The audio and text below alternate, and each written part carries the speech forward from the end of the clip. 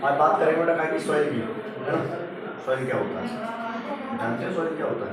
Soil यानी मिट्टी होती है यार। मिट्टी तो मेरे भाई से पूछेंगे क्या हो गया, पूछ लेना। कुछ तो हुआ है, कुछ हुआ है, तभी की बात हो रही है। मेरे को तेरे लोग बताएंगे क्या है उसकी क्लास का बच्चा है सर। अपनी क्लास का तो बेटा सॉइल का मतलब आपको जानते हैं, सॉइल का मतलब मिट्टी होती है। मिट्टी में मिट्टी मैं तुमसे बोलता हूँ तो मिट्टी सुनते ही तुम्हारे दिमाग में क्या आता है भैया? मिट्टी ये बाटा ही रहती है, इसको मिट्टी बोल देते हैं। अच्छा बताओ, अपने जीवन के लिए मिट्टी जरूरी है कि नहीं? बहुत जरूरी है, मिट्टी का जरूरी है। मिट्टी नहीं होगी तो फसल नहीं होगी, है ना। और फसल नहीं होगी, अनाज नहीं होगा, अनाज नहीं होगा तो खाओगे क्या, है ना। अच्छा बताओ, क्या लगता है कि मिट्टी का आविष्कार ऐसे एकदम से हो गया? नहीं हुआ, मैंने धीरे धीरे मेहनत करी थी, फिर मैंने मिट्टी बनाई इधर पहले मैं समझ गई। अच्छा चलो, मैं तुमसे सवाल पूछने जा रहा हूँ, बताना बार बार पढ़ाऊँगा। तो तुमने देखा होगा कि शहरों में है ना, गाँव में मुताबिक आता है, गाँव में भी आता है, कुछ जगह गाँव में भी ऐसी है ना, गाँव में भी होती है। और शहरों में लेकिन सबसे ज़्यादा देखने को मिलती है कि पानी की कमी आ जाती है। शहरों में बोरिंगें सूख जाती है हमारी, है ना, सारी कमी हमें देखने को मिल जाती है। और गांव में ये समस्या कम दिखाई देती है। ऐसा तो मेरी तो हो गया है पूरी नहीं है कोचिंग विजय राजा 50-60 नोट मिले करता है के अब भैया के वाली होगी तो समझ आएगा।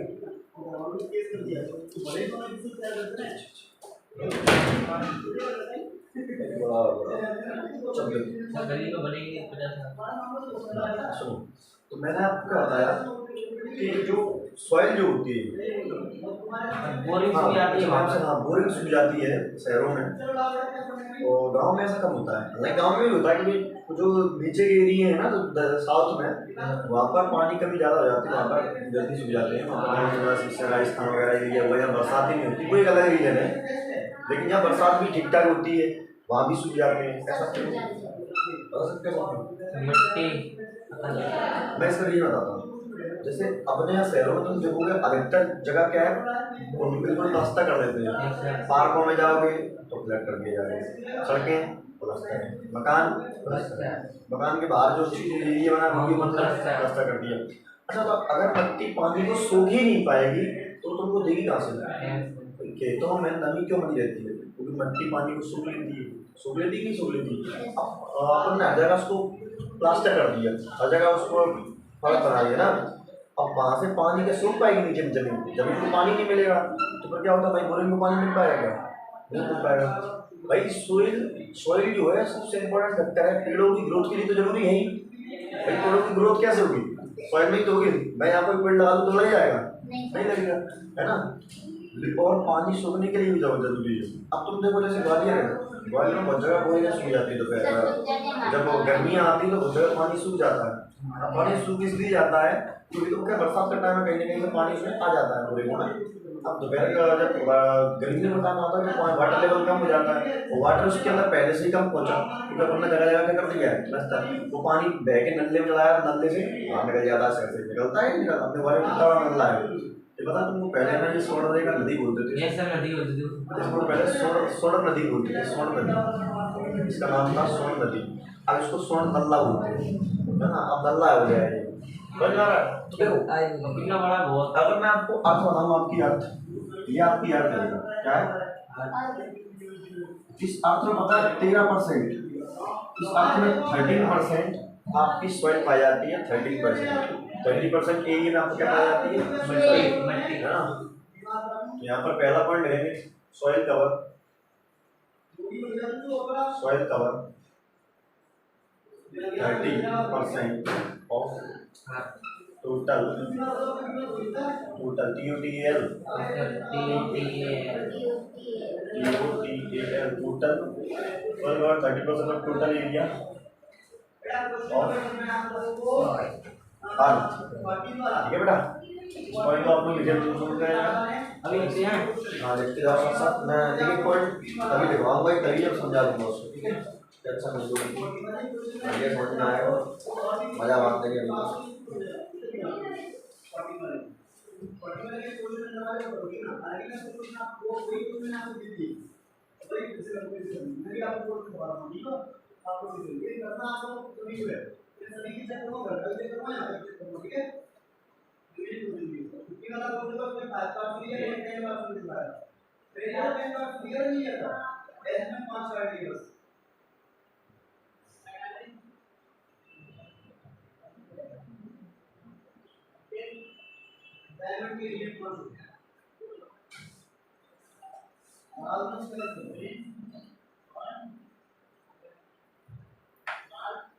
ठीक है। चलिए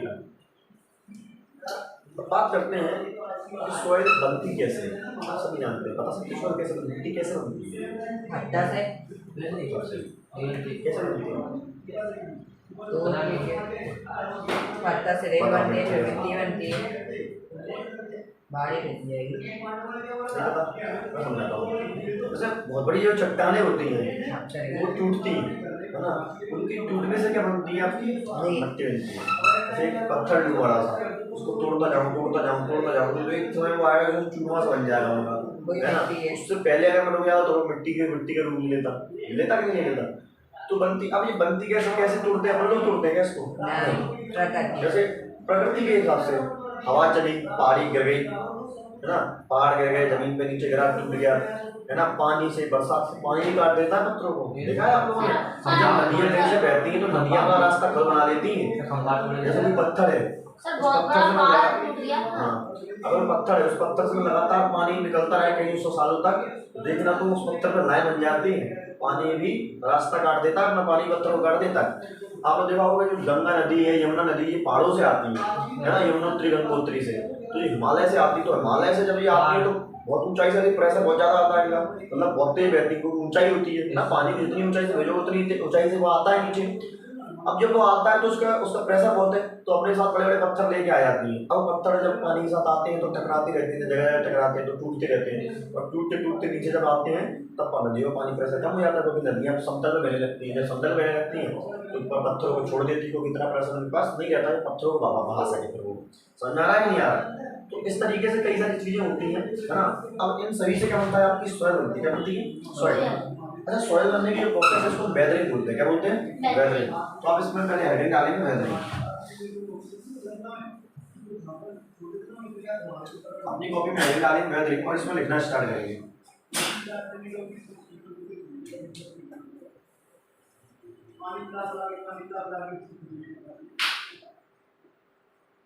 The process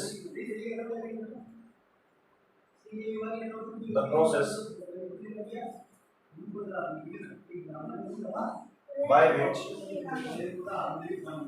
soil is formed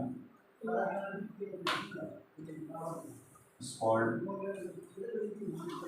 called weathering. The weathering by weathering is called weathering. क्या बोलते हैं इसको? weathering, है ना। इसी में दूसरा पॉइंट आप लोग लिखेंगे, in this process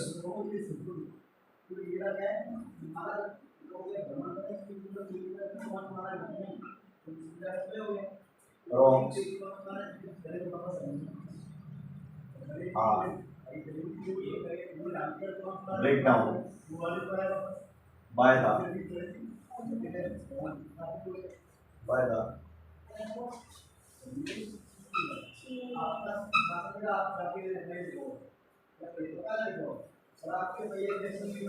written by the wind, water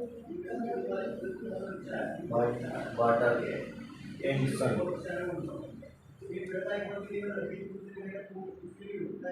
ठीक है।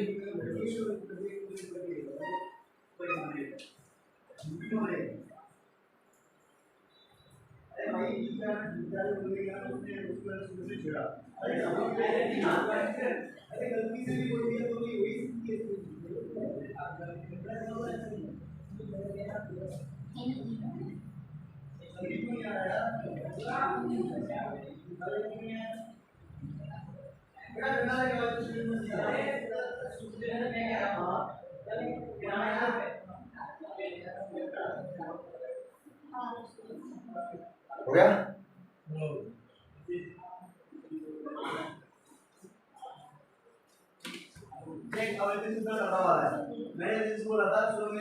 मिल गई बेटा हैं?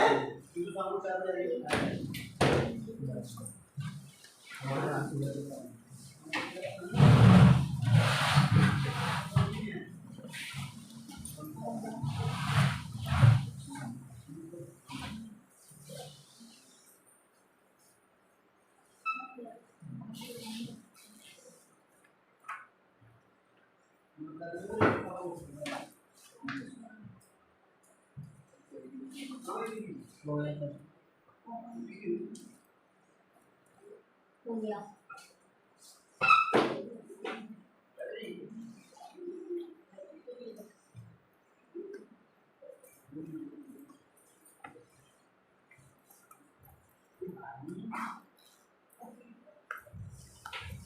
चलिए बेटा अब सुनिए